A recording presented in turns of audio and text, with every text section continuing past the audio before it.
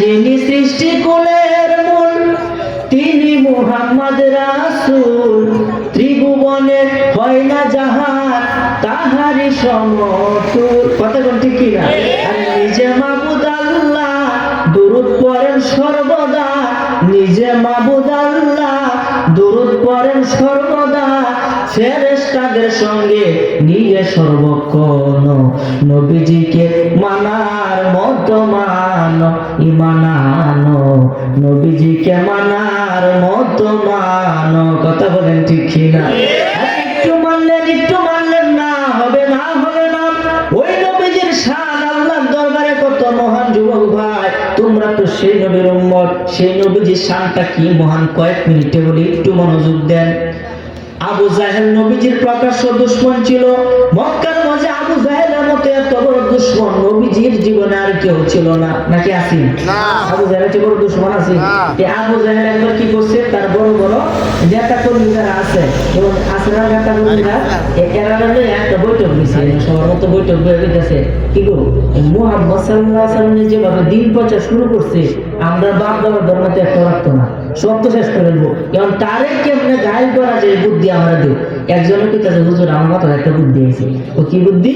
তো বুদ্ধিটা হয়েছে, একটু মনোযোগ দেন। তো বুদ্ধিটা হয়েছে, আপনি একটা মাহফিল করুন, মাহফিল করে আপনি তার দাওয়াত করুন। কয়ে তো মানুষের সামনে আমি সম্মান বাড়বো, কি কইতাছো? কারণ আমার কথা একটা মনে নেই। আপনি একটা মাহফিল করে তার দাওয়াত করুন, দুইটা চেয়ার রাখবেন, একটা চেয়ার হলো স্বর্ণের আর একটা চেয়ার হলো রূপা।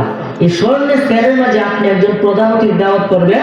এই প্রধান অতিথির নাম হবে ইরাকে, এই প্রধান অতিথি ইয়েমেনের বাদশা হাবিব বিন মালিক। বলেন সুবহানাল্লাহ। নাম কি? হাবিব বিন মালিক। ইয়েমেনের বাদশাকে দাওয়াত দিবেন, তিনি হবেন প্রধান অতিথি আর আপনি হবেন বিশেষ অতিথি। তিনি বলবেন স্বর্ণের চেয়ারে, আসবেন আপনার রূপার চেয়ারে, আর কোনো চেয়ার রাখবেন না। মুহাম্মদ আসবে, আয়সা দেবে কোনো চেয়ার না, সে দাঁড়ায় থাকবে আর আমরা তাকে দেখে হাসি ঠাট্টা বিদ্রুপ করবো, তাকে অপমান করবো, এতে সে অনেকটা লাঞ্ছিত হয়ে। বলেন নাউজুবিল্লাহ। বলেন নবীজির সম্মান বাড়াইছে কে? ওয়ারাফা'না লাকা যিকরাক রাফা'আল্লাহু দারাজাহু ফিদ দুনিয়া ওয়াল আখিরাহ। দুনিয়া এবং আখিরাতে সর্বস্তরে সম্মান বাড়াইছে কে? আল্লাহ বাড়াইলে পৃথিবীর কোন মানুষ কমাইতে পারবে না। এই কারণে তো আমি কই বিজ্ঞানীদের মহাগুরু আমগো নবীজি, বিজ্ঞানীদের মহাগুরু আমগো নবীজি।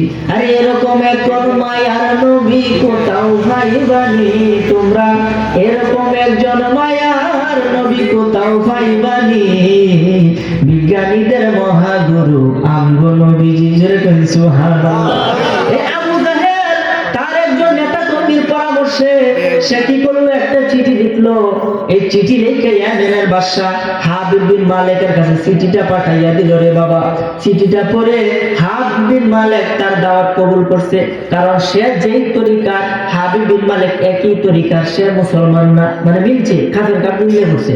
আর নবীজির কাছে গেছে, আবু জাহেল কইতাছে, বাতিজা তোমরা তো অনেকদিন অনেক কিছু কইছি, এমন একটা মাহফিল করতে নিয়ত করতেছি, তুমি এক কাজ করবা, আমার মাহফিলটার মাঝে তুমি একটু শরীর থাকবা, তুমি আসবা।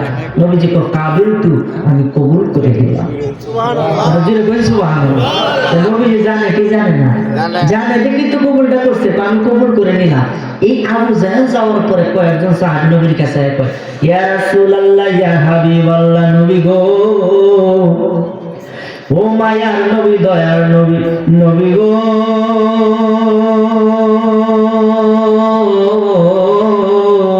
ইয়া রাসূলুল্লাহ, ইয়া হাবিবাল্লাহ।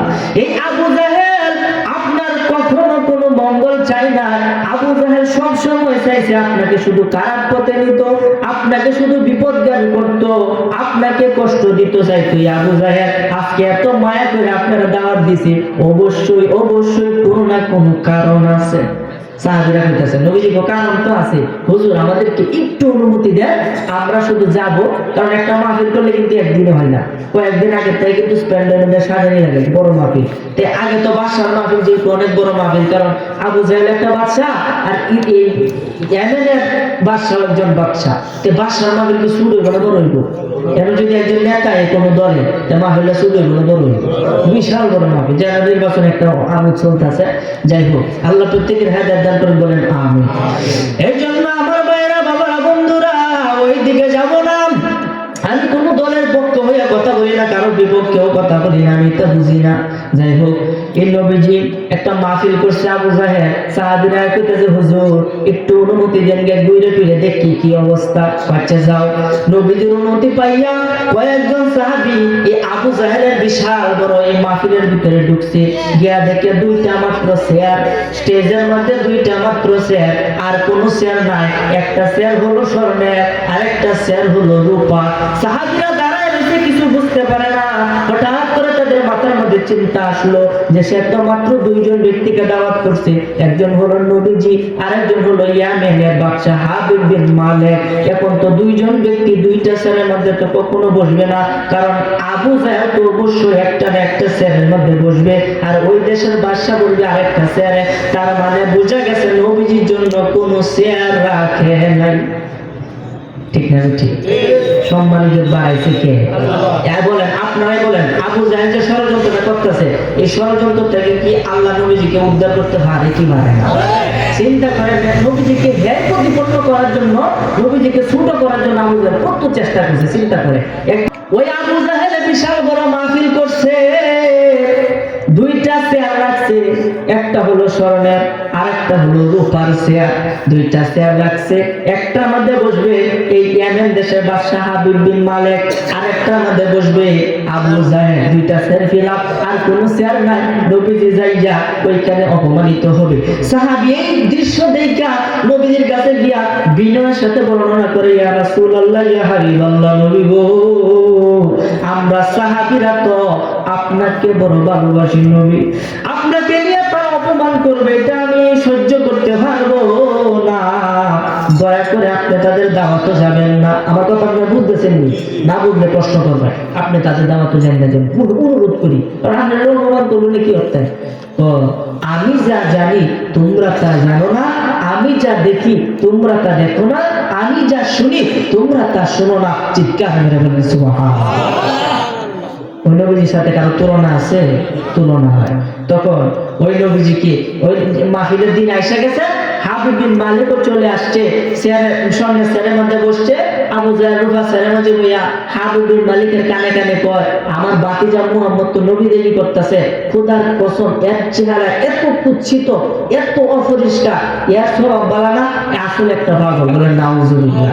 এই বাদশার কানে পুষ্পন্তর দিতেছে। বাদশা মনে মনে কয়, জীবন ভর তার নাম শুনছি, আজকে তার চাক্ষুষ দেখার সৌভাগ্য আমার হবে। বলেন সুবহানাল্লাহ। এর জন্য আমার ভাইরা, বাবারা, বন্ধুরা, এই আবু জাহেল কত বড় খারাপ। আবু জাহেল কইলো আমার ভুল হবে, জাহেলিয়া, তাকে ভিক্ষায় পর লাগবো, কারণ তার বাড়ির মাঝে এখন হাজিরা গিয়া প্রস্তাব পায়খানা করে। কথা ঠিক কিনা? তার বাড়ির মাঝে প্রস্তাব পায়খানা লেট্রিন বানাইছে, লেট্রিন। হ্যাঁ, এই যে জায়গায় কই দিয়েছে। বলেন আলহামদুলিল্লাহ। এমন যে প্রস্তাব পায়খানা করতে হয়, আল্লাহ দরবারে শুকরিয়া আদায় করে, কারণ আবু জাহেল এতই খারাপ ছিল, এখন তার ঘরের ভিতরে প্রস্তাব পায়খানা একটা রাস্তা হয়েছে। এটা কি খুব ভালো জায়গা নাকি? খুব খারাপ একটা জায়গা। যাই হোক আমার ভাইরা, বাবারা, বন্ধুরা, খুব মনোযোগ দেন। অল্প কথা বলবো, বেশি কথা বলবো না।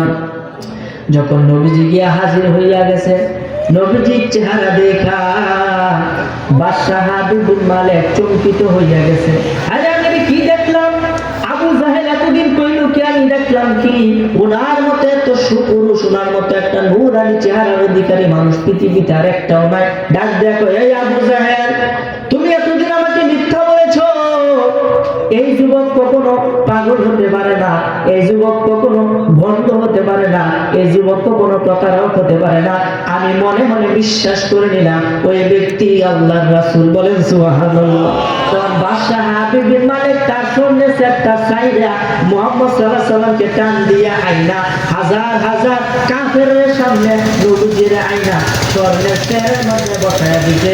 জোরে বলেন না সুবহানাল্লাহ। এখন আপনারাই বলেন, নবীজি স্বর্ণের চেয়ারে বসে, আবু জাহেল কোন চেয়ারে বসে? এবার সম্মানটা কার বাড়ছে?